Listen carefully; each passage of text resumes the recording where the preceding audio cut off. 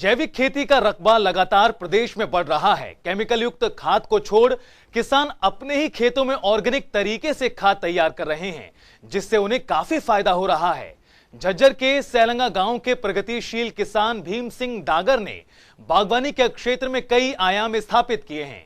उन्होंने परंपरागत खेती को छोड़कर जैविक खेती को अपनाया और खेत में खूब मेहनत की।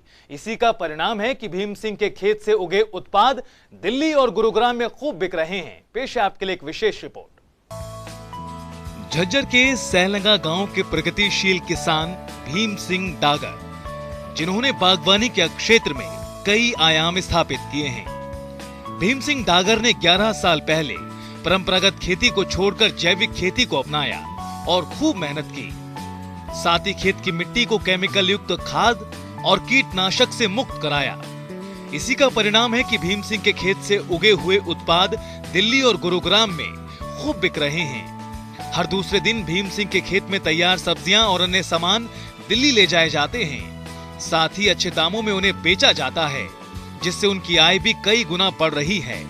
ये मैंने शुरू की जी 18 अक्टूबर 2011 को सुभाष पालेकर जी आए थे। महाराष्ट्र के जो किसान हैं वो रोहतक के एमडी यूनिवर्सिटी में आए थे, तो उनकी एक दिन की वर्कशॉप थी 4 घंटे की।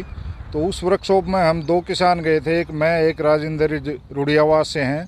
तो वहाँ पालेकर जी ने बताया कि भाई हम जो केमिकल अपने खेतों में डालें उसका हमारे ऊपर, हमारी सेहत के ऊपर, पर्यावरण के ऊपर और आने वाली जनरेशन के ऊपर बहुत ही दुष्प्रभाव पड़ने वाले हैं।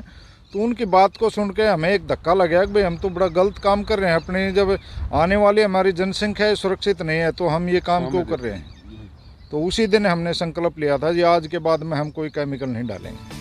किसान भीम सिंह और उनके साथी अब जैविक उत्पादों की बिक्री का बीड़ा खुद उठाने जा रहे हैं। बकौल किसान भीम सिंह और उनके साथी मिलकर स्कूल, कॉलेजों व अन्य सामाजिक संस्थाओं में जाकर जनता से सीधा संवाद स्थापित करेंगे और लोगों को जैविक खाद्य पदार्थों के बारे में जानकारी देंगे और उनके लाभ को लेकर जागरूक करेंगे। भीम सिंह की इच्छा शक्ति और बागवानी विभाग की योजनाओं का ही परिणाम है कि आज गांव और आसपास के किसान उनके मुरीद हो रहे हैं। साथ ही क्षेत्र के बाकी किसान भी बागवानी फसल को प्रोत्साहन दे रहे हैं।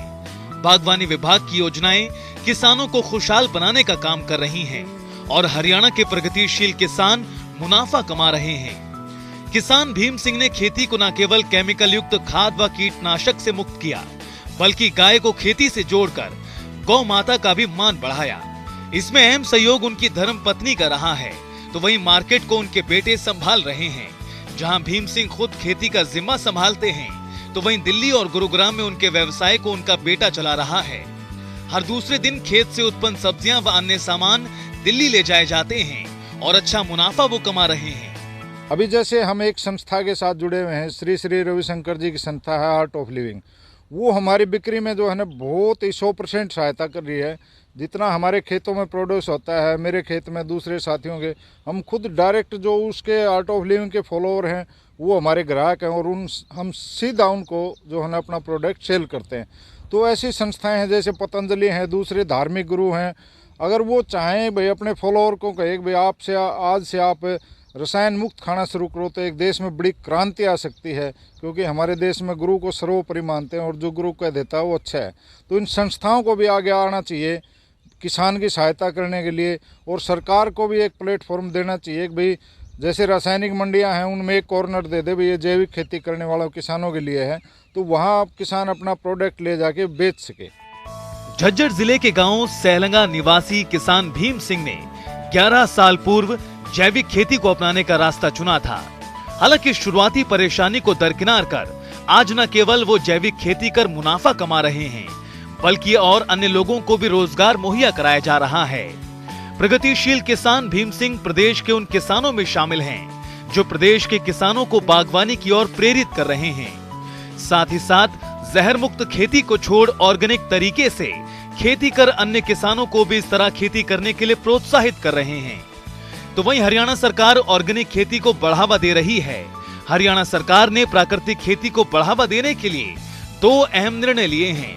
पहला, प्राकृतिक कृषि बोर्ड बनाया जाएगा और दूसरा, अगर ऐसी खेती करने वालों को नुकसान होगा तो उसकी भरपाई सरकार करेगी।